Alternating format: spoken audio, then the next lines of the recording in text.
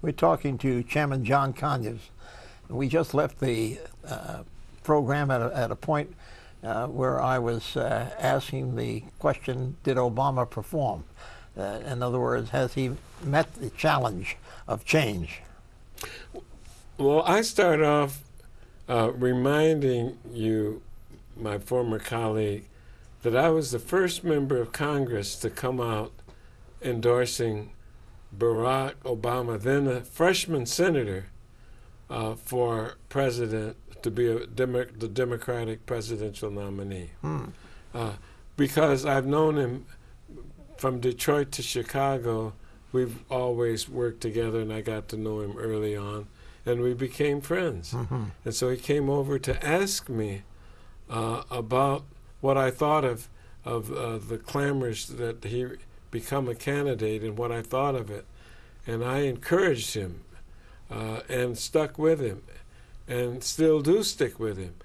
But the problem is that many of the things that people thought they would get from President Obama have not yet materialized. Example, the war. I thought we were going to get out of Iraq and Afghanistan. We're getting in it deeper. He's got a surge going on there, and young American troops are giving their lives.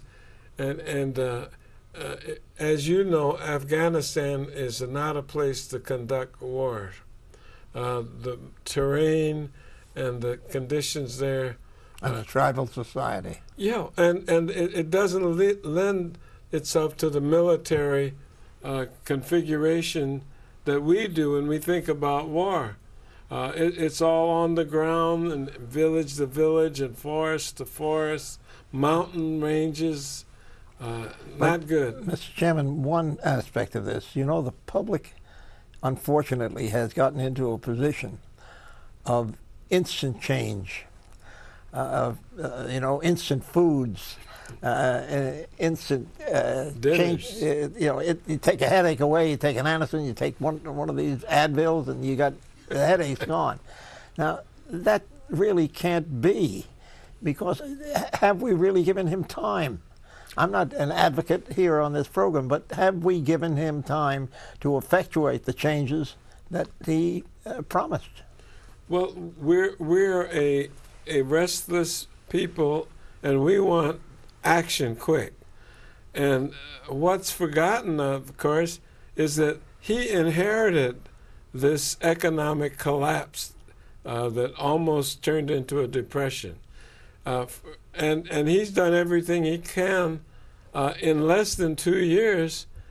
And although he has the most successful administration of accomplishments in 2 years of any president that you or I can recall, their people are not satisfied because there is high unemployment that continues to create joblessness.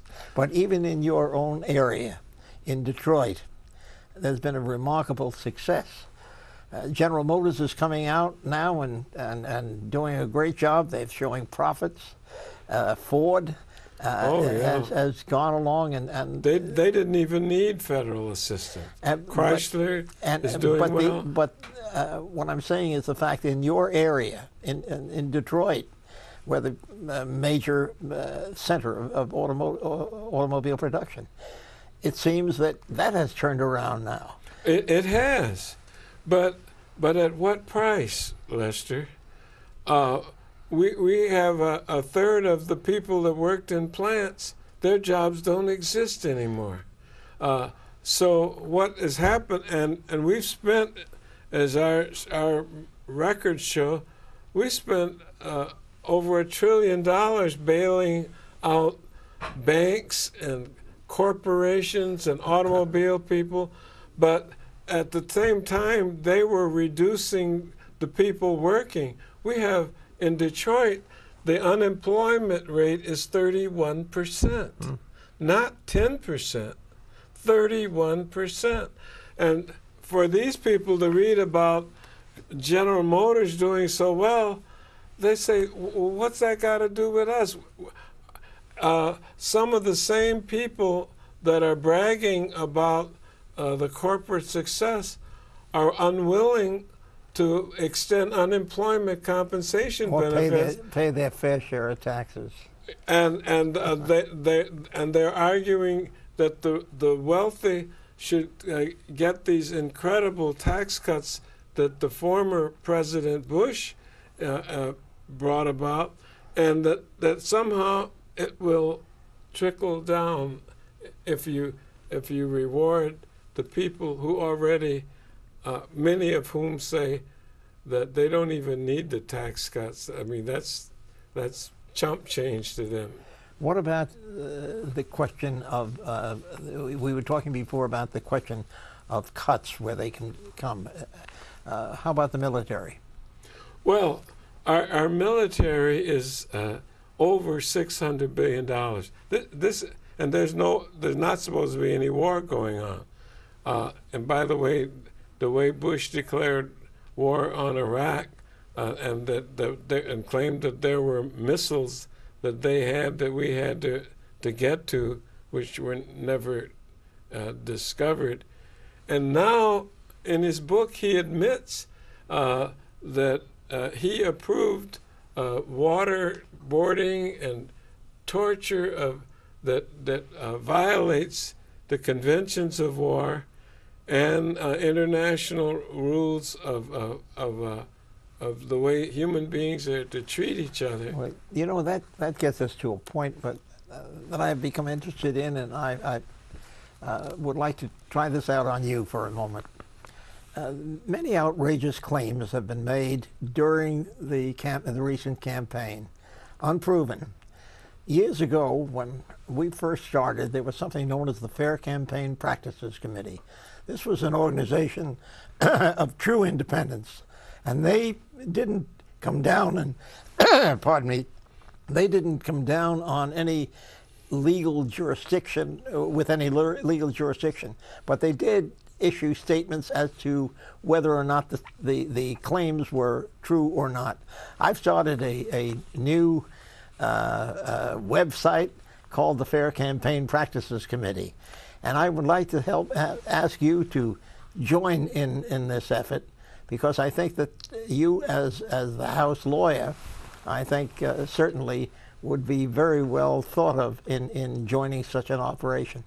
Would it examine some of the reckless personal attacks that people in public office are making on one another, particularly those directed against the President of the United States? Well, the only thing, it's only in its formative stage, but I think it's something that we should think about, of having an independent group, not carrying placards or anything else like that, but just looking at the facts as they exist and issuing a statement to whether or not how they feel about it. I think the political atmosphere is much more volatile and accusatory, and that's what makes me worry about what this next 112th Congress is going to be like. Remember, President Obama has held out the olive branch, invited conservatives and members of the other party to the White House. Many people think he's exhausted any reasonable approach of being conciliatory, that he's got to really put his foot down and draw a line in the sand.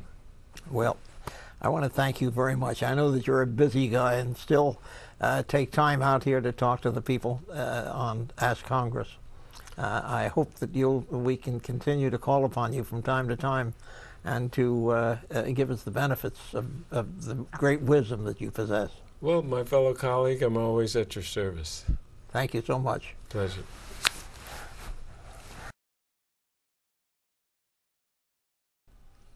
This is Lester Wolf saying so long from Washington.